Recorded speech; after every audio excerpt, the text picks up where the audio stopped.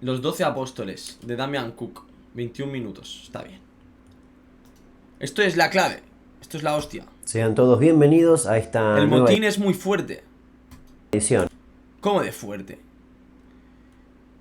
de historias innecesarias. ¿Qué tal? ¿Cómo les va? Es muy probable que, como yo, no hayas visto este caso en la televisión en el momento en el que estaba ocurriendo, porque sencillamente no habíamos nacido.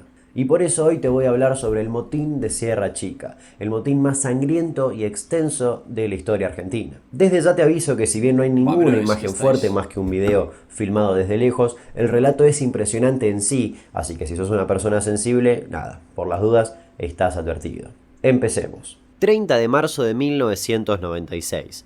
Todo transcurría normalmente en el penal de máxima seguridad de Sierra Chica, en Olavarría, Buenos Aires. Este penal, o mejor dicho, esta fortaleza, fue construida en 1881 por orden del presidente Julio Argentino Roca, ya que lo iban a utilizar como un fuerte militar para avanzar en la campaña del desierto. Es un penal panóptico, un sistema creado por Jeremy Bentham en 1791 que prácticamente significa que un solo guardia puede observar a todos los presos sin que ellos lo vean. Eso sirve para que los presos crean que son observados todo el tiempo. Meses atrás, en varias cárceles del país, los presos pedían por mejoras. Las condiciones de la mayoría de las cárceles en Argentina no se destacaban, ni se destacan actualmente, por ser las más higiénicas y ejemplares. Además, había mucha superpoblación en los penales, por lo que los traslados eran constantes. Diariamente había denuncias hacia los jefes y policías por abuso de autoridad y crueldad, y se pedían cambios de condiciones en el régimen de visitas. Esas quejas y protestas cambiaron pocas cosas, y en parte terminaron desencadenando un evento que iba a quedar en la historia carcelaria argentina. Se acercaba Semana Santa, cosa que significaba que las medidas de seguridad en el penal de Sierra Chica iban a estar mucho más relajadas. Eso hizo que 12 presos intenten fugarse de la cárcel. 12 presos bastante peligrosos que tenían encima de ellos unas condenas bastante graves. Estos presos eran Marcelo Popó Brandán Juárez, uno de los líderes de este grupo de 12. Para esa fecha ya tenía 28 años y llevaba más de una década preso. Había empezado a robar a los 14 y estuvo 2 años en un reformatorio. Antes del intento de fuga, ya había sido condenado a 16 años por reiterados robos. Los otros miembros del grupo eran Miguel Chiquito Acevedo, de 24 años, Jaime Pérez Sosas, de 26 años, que estaba preso desde los 19, Héctor Nanini, que tenía una condena de 9 años y medio, Marcelo Quiroga, que había llegado 3 meses antes de que todo suceda y tenía una condena a 21 años por robos y lesiones. Oscar Sánchez era otro de los miembros, tenía cargos por un sinfín de delitos. Héctor Retamar tenía condena perpetua por un homicidio durante un robo y Marcelo Pérez estaba preso por haber robado un banco. Jorge Pedraza era otro de los líderes, había llegado al penal tan solo unos días antes del intento de fuga. Otro líder era Víctor Barrionuevo, que fue detenido por primera vez a los 18 años. Completaban este grupo de 12 Carlos Macei, que estaba detenido desde hacía 6 meses antes del intento de fuga por un robo, y por último Carlos Ibáñez. Ese 30 de marzo, Marcelo Brandán Juárez entró a la oficina de un empleado administrativo del penal y le pidió permiso para usar el teléfono público, pero al segundo entró otro preso que le mostró un arma a los policías y les exigió que les entreguen las suyas. Otros 4 presos se sumaron y tomaron de rehenes a 7 personas. Intentaron trepar un muro para escapar de la cárcel, mientras otros presos armaban una distracción en la cancha de fútbol del penal, donde estaba el operativo de seguridad más fuerte, pero los sorprendió el guardia Walter Vivas, que los hizo retroceder con varios tiros, uno de los cuales le pegó en la pierna a uno de los presos. Los presos retrocedieron y se resguardaron en un pabellón junto a los 7 guardias que tenían de rehenes. El director del penal intentó negociar y los presos le dispararon, pero las balas le pasaron a centímetros del cuerpo. Y exactamente en ese momento se daba origen al motín de Sierra Chica, el más sangriento y extenso de la historia criminal argentina. Además, los presos iban a pasar a la historia como los 12 apóstoles, por la cantidad que eran y por la fecha religiosa, Semana Santa. Para ese momento ya tenían como rehenes a los 7 guardias, a un médico y a 3 pastores evangelistas que habían ido de visita ese día. Afuera del penal la gente ya se iba amontonando. Familiares, medios de comunicación, policías y la jueza María Mercedes Malere. Pasadas 7 horas desde el inicio del motín, la jueza y su secretario ingresaron para hablar con los presos e intentar negociar. Esto es una imagen tomada el día 31 de marzo, están 2 rehenes Bueno, ese que se ve ahí es Marcelo Brandán Juárez, el cabecilla del motín, una de las personas más crueles en lo que fue el motín más grave de la historia penitenciaria de la Argentina. Acá es un momento de la negociación con las autoridades de la penitenciaría y oficiales de Brandán Juárez, que está detrás. Pero la terminaron amenazando con un arma en la cabeza y también los tomaron de rehenes. Siguieron pasando las horas y los presos decidieron liberar a 2 guardias que estaban heridos, pero a cambio pidieron el ingreso de otros 4 policías. Sus órdenes se cumplieron. Pero había otro detalle, lo que iba a hacer que este motín sea tan sangriento. Dentro del penal la situación estaba bastante complicada. Había 2 bandos entre los presos, el grupo encabezado por Brandán Juárez, el líder de este motín, y otro encabezado por Agapito Lencina, también condenado a perpetua. Según la versión que dan los 12 apóstoles, utilizaron el motín para matar a los presos de la banda contraria, que eran llamados arruinaguachos, es decir, acusados de violar a otros presos o a los familiares de los mismos. Además, la banda de Agapito, repito, según la versión de los apóstoles, trabajaba para los policías, les avisaban sobre posibles intentos de fuga y hasta portaban armas blancas sin problema dentro de la cárcel. Eran básicamente los dueños del penal, pero eran muy odiados por los otros presos. Con un clima tan tenso, tanto dentro como afuera del penal, el caos no tardó en desatarse. El 1 de abril, a las 10 de la mañana, uno de los miembros del grupo de Agapito fue rodeado por 4 presos. Le pegaron un balazo y lo remataron a puñaladas. En menos de media hora mataron a 6 presos más, hasta que llegaron a Agapito Lencina, que intentó sin éxito defenderse. Le pegaron un tiro en la nuca y lo apuñalaron varias veces. Lo decapitaron y jugaron al fútbol con su cabeza. Según relatos de los mismos presos, la cabeza... ¿Qué dices? Eso es verdad. Esa se movía lento, como si fuese de plomo. Incluso hasta armaron un arco y gritaban los goles. No contentos... ¿Qué dices? Pero estás loco, pero esto ya es una locura. Eso es de película, es de Saw. Eso es terrorífico ya, eso es demasiado, eso es mucho, eso es muy turbio ya. Con eso arrastraron los 7 cuerpos hasta el pabellón de castigo, donde los descuartizaron con un hacha, con ayuda de un preso a quien le decían King Kong, que cuando estaba libre trabajaba en un frigorífico. Con la cabeza de otro cadáver simulaban jugar al golf.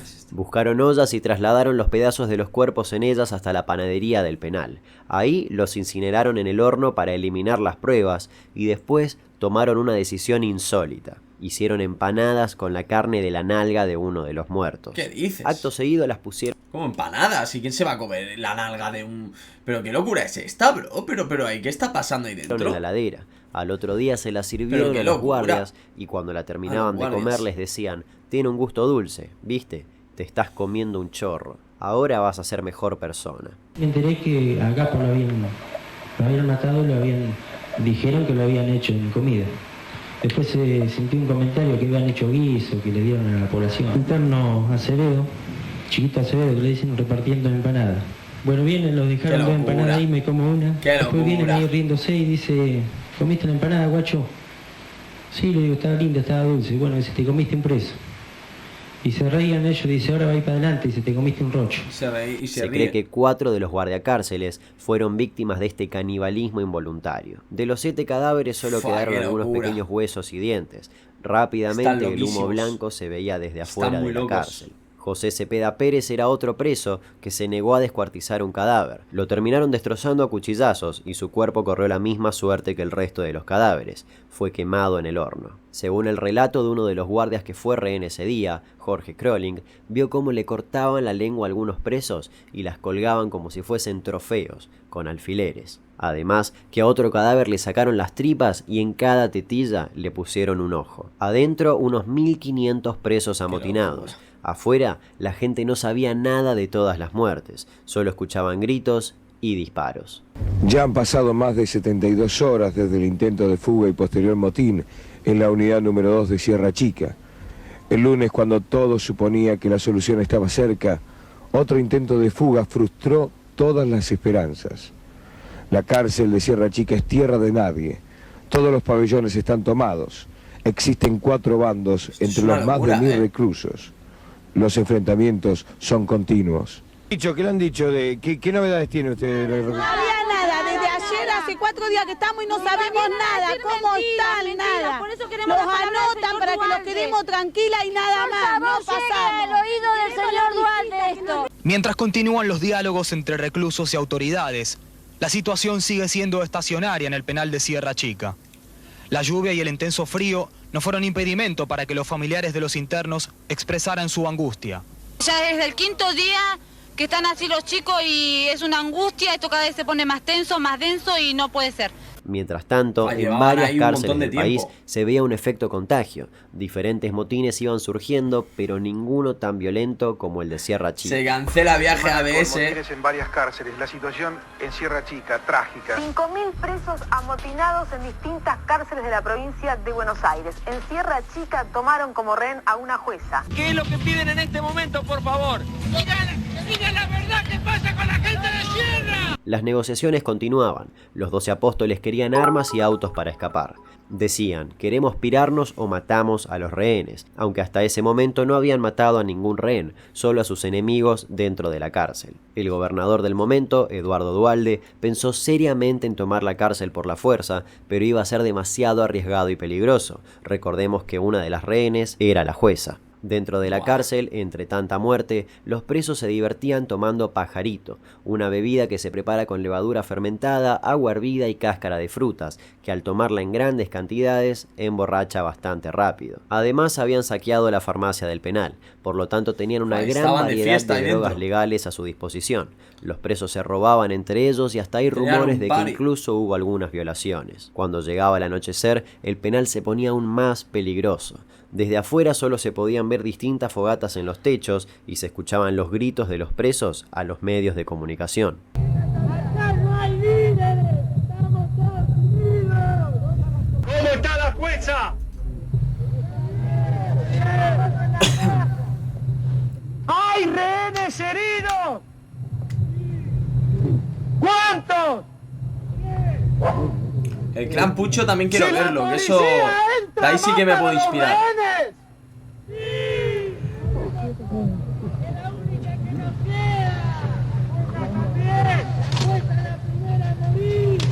Quien también estaba dentro de la cárcel era Carlos Eduardo Robledo Puch, más conocido como el Ángel Negro o el Ángel de la Muerte, el máximo asesino serial de la historia criminal argentina. Un hombre que entre 1971 y 1972 mató a 11 personas, a todas por la espalda o mientras dormían. Técnicamente ya debería estar afuera de la cárcel porque ya cumplió su condena, pero ya nos adentraremos en eso en otro video.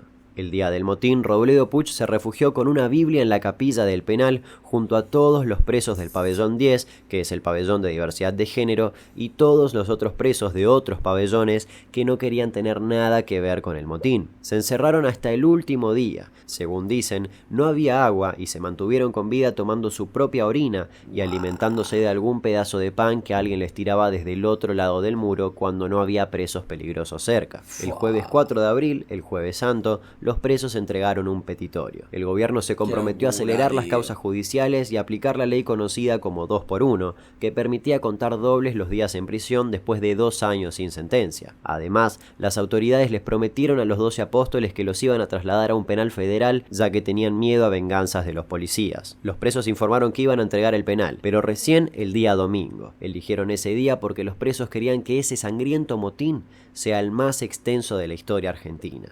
Pero había otra razón para extender la entrega de la cárcel.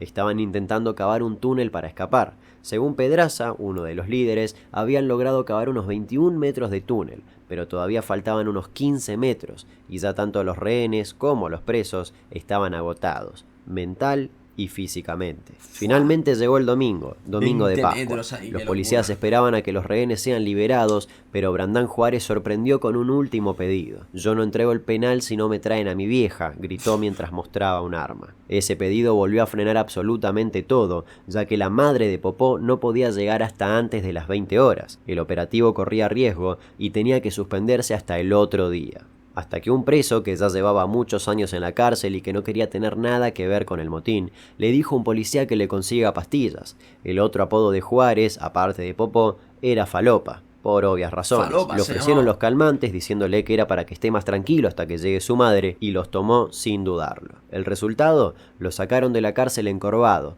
casi sin poder caminar, completamente drogado, poniendo así, después de 8 días, 8 muertos, muchos heridos y empanadas de carne humana, fin al motín. Tengo el honor y la alegría que en este domingo de Pascua anunciarles que se ha firmado un acuerdo. A pedazos el líder, a pedazos, se cayó a pedazos. De Sierra Chica a la normalidad. Estoy aquí por el pedido de los internos para garantizarles los traslados pedidos, la integridad física de todos los comprometidos y la ausencia de todo tipo de represalias como consecuencia de estos acontecimientos. Nada más. Seguimos aguardando. Allí comienza ¿Y qué hicieron con ellos después? Acompañados por... ¿Los mataron o qué? Porque es que la liaron parda, funcionarios de seguridad. Matarlos tampoco, pero una perpetua Marcelo como al Brandán Puig. Juárez. Oscar Nelson Olivera Sánchez. Tenés que ver el ángel, Villalba acabamos de ver Macei. el ángel, amigo, ahora mismo. Héctor Cócaro Retamar, Marcelo Villaseco Quiroga y Héctor Galar Zananini, quienes a bordo de esta unidad del servicio penitenciario son trasladados a su pedido a la unidad 16 del Servicio Penitenciario Federal. Exactamente. Último de los reclusos que acaba de salir. En el momento del fin del motín está saliendo la jueza. María de las Mercedes Maler en el momento en que va a ser liberada. El abrazo con sus compañeros, con otros jueces y con las autoridades del gobierno bonaerense que fueron a negociar y a rescatarla. Se escuchan aplausos en su interior y vemos salir a los primeros rehenes. Ahí están saliendo tras este acuerdo logrado. Vemos en efecto Rescatada como al entonces ruso, la jueza. Esa jueza algunos de los rescatada. rehenes. No apreciamos desde este lugar, pero seguramente nuestras cámaras. Allí hay abrazos, reencuentros y el final feliz a un doloroso episodio. 4 años después, el 14 de abril del 2000, comenzó el juicio. Fue hecho dentro de una cárcel por la peligrosidad de los acusados. Fue televisado y los apóstoles estuvieron dentro de celdas a unos 200 metros de los jueces, custodiados por unos 120 policías y varios perros. Nacionalidad. Argentina. Último domicilio. Brandán Juárez, Miguel Ruiz, Víctor Esquivel, Jorge Pedraza, Miguel Acevedo y Juan Murgia Canteros fueron condenados a cadena perpetua. No soy culpable, señor, de homicidios, hechos dolosos, repugnantes y aberrantes. Si fueron o no fueron, no los vi. ¿Quiénes eran los que mataban? No sé decirlo. Sé que el que andaba en eso era Brandán. Con todos estos cadáveres, ¿qué hicieron? Y ellos agarraron y lo descuartizaron.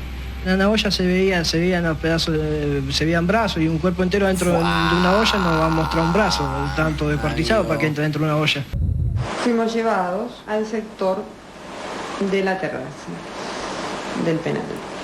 En la terraza fuimos colocados contra un paredón, enfrentando, creo que era el grupo Halcón el que estaba en ese momento, armado. Me inclinaron por sobre el paredón, pero diciéndome que no me preocupara, que no iba a llegar al piso. ¿Por parte de los internos hacia usted tuvo alguna agresión física en algún momento? No, solo una vez,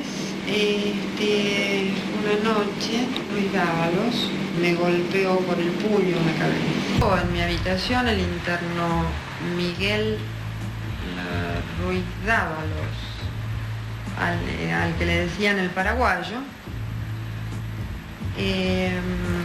queriendo herirme con una faca, a la vez que decía que quería matarme. Otros 12 presos Estaban recibieron penas loquísimos. más bajas y 6 terminaron absueltos. Hoy en día Jorge Pedraza tiene unas 5 reclusiones perpetuas. Estaba alojado en Rawson, Chubut, pero fue trasladado a Seiza. Juan José Murgia Cantero ya salió del penal y hoy en día es remisero en La Plata. Aseguró estar curado de sus delitos. Brandán Juárez, que también tenía cadena perpetua pero quedó en libertad después de 14 años preso, volvió a ser detenido 3 meses después por asaltar y secuestrar al dueño de una fábrica de pañales. Hoy en día sigue preso. Gorosito Ibáñez se fugó de una cárcel de Mendoza pero fue detenido nuevamente en el 2013 por una causa de drogas. Se lo conoce como el panadero por el temita de las empanadas. Ariel Acuña Mancilla fue condenado a 15 años de prisión. También confesó ser uno de los que cocinó las empanadas de carne humana.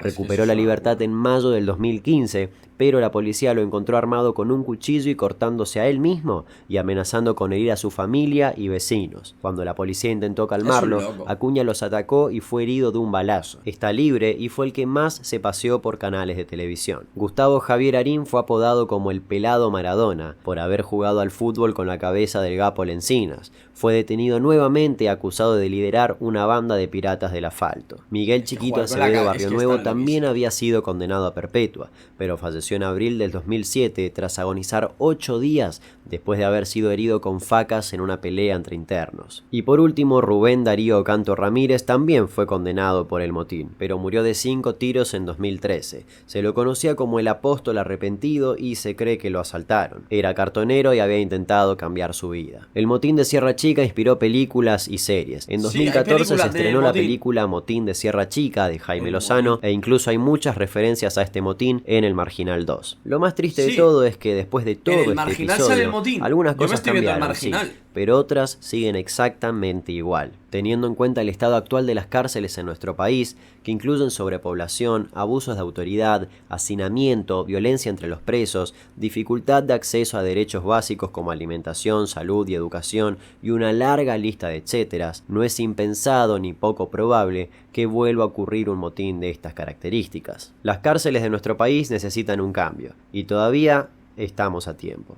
Espero que les haya gustado esta nueva edición de Historias Innecesarias. ¿Nos reencontramos el domingo que viene? Por supuesto que sí. Hasta luego. Si querés recomendarme algún tema para un futuro video, este motín ha sido la mayor locura que he visto esta semana. Más que la vida del ángel caído, del ángel redes sociales que son Instagram y el robo y Twitter, del siglo. Que con un increíble efecto de producción van a aparecer en algún lugar de la pantalla. Si no lo estás, te invito a suscribirte, que eso me ayuda un montón. Y gracias a todos los que ya están, hay que verlo. Y Lombardo, ¿quién es? Compartiendo mis videos con sus familiares y conocidos en sus redes sociales. Que yo me estoy traumando un poco, la verdad. Estoy viendo mucha locura.